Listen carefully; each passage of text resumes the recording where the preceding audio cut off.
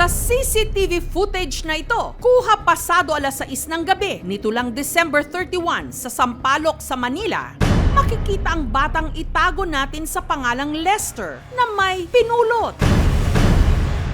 Sunod itong lumapit sa dalawa nitong kapatid na tawagin na lang nating sina Miko at Carl at ang kalaro nilang si Jerry, hindi rin niya tunay na pangalan, na nung mga sandaling yon nagsisiga ng papel sa ilalim ng basketball ring.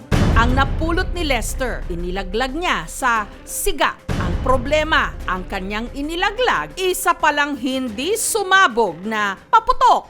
Kaya sinubukan pa itong patayin ng kapatid niyang si Miko. Si Lester naman, hinampas-hampas pa ito ng kanyang kaliwang kamay nung bigla na lang itong sumabog. Ang mga bata agad nagpulasan. Si Miko natumba.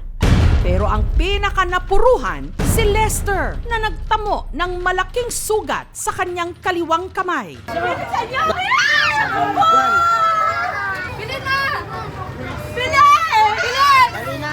Pinanghinaan ako ng loob dahil sa nakita ko. Yung kamay putol na, lasog-lasog. Hindi pa nakapagsabi kung kayong galing paputok na yun.